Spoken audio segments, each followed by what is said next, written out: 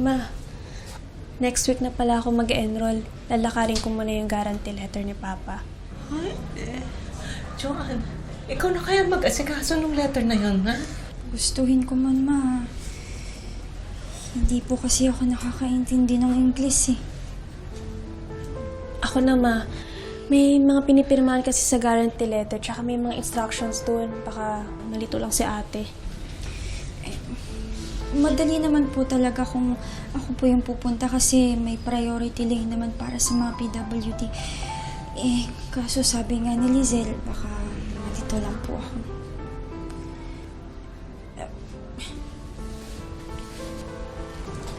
Ako na lang po bibili ng mga gamot ni Papa. Ako na po yung reseta.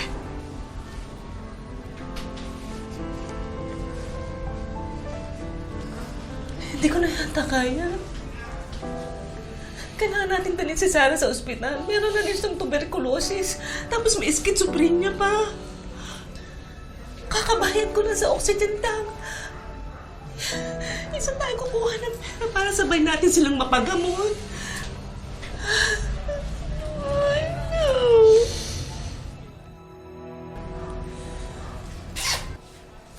Ito muna yung pambili mo ng gamot ni Papa. Ay, hindi. Hindi pwede. Pang-tuition mo yan eh. Tsaka, hindi pwede. Pang-aral mo yan, anak. Hindi. Ma, mas kailangan ni Papa ng gamot. Nakakaraos din tayo, Ma. May awa ang Diyos.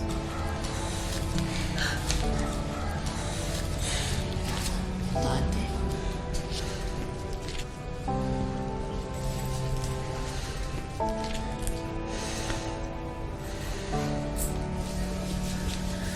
Bukod sa schizophrenia, ay may sakit din at tuberculosis si Sarah. At dahil hindi agad naagapan ang kanilang sakit, ay lalong lumala ang kanilang mga kondisyon at kinailangan silang maospital. Hanggang sa... Saan kayo pupunta? Trabaho na ba kayo? Wala pa. Kaya nga maghahanap kami. Ang importante, makakuha tayo ng pera para kina Papa tsaka kay Sarah. Kuya, wait lang. Kuya, huwag ka naman makulit. Nag-uusap kami, oh. Ate, hindi naman pwedeng ganun. Maging realistic nga tayo dito. Tingnan mo nga pati si Kuya gusto sumama sa inyo. Lizelle, wag mo nga akong ini-English dyan. Porket nakapag-aral ka. Alam ko yung realistic, no? Sabihin nun, magpakatotoo tayo. Ang yabang mo din, no? Porket nakapag-grade 1 ka, ang yabang-yabang mo na. Uy, Joanna, Ate, galing na sa bibig mo. Walang tatanggap sa inyo kasi nga sabi mo, di kayo nakapag-aral, di ba? Alam mo kung makapasok man kayo, tatanggalin din kayo kaagad. Kasi di ba? Kasi ano? Kasi bobo kami. Yun ba yung pinapalabas mo? Ha? Kasi mabagal kami mag-isip? Joanna. Ha? Mabagal kaming umintindi? Lizelle, hindi namin pinili maging ganto. Hindi namin pinili maging mahina yung kukote namin. Pinanganak kaming ganto, pero ano? Gumagawa kami ng paraan para makatulong pa rin kina Mama at Papa. Joanne, di ko rin naman piniling pinanganak kung mas may alam sa inyo eh. Mas may alam. Kasalanan ko ba na wala akong sakit gaya nyo? Ha? Ba, Lizelle? Pero mahal ko sina Mama at Papa. Eh, mahal din naman namin sina Mama at Papa. Kaya pinapaunawa ko sa inyo na huwag kayong umalis.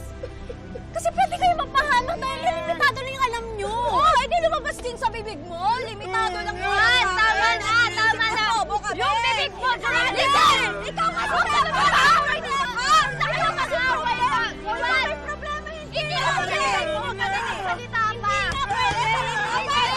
Sabi mo, Ano ba? Kasi kuya! Nang malaman ng ibang mga pinaampong anak ni na Franklin ang nangyari sa kanilang pamilya, pinagsikapan ng mga ito na bunuin ang mga gastusin sa pagpapaospital sa kanilang ama at kapatid.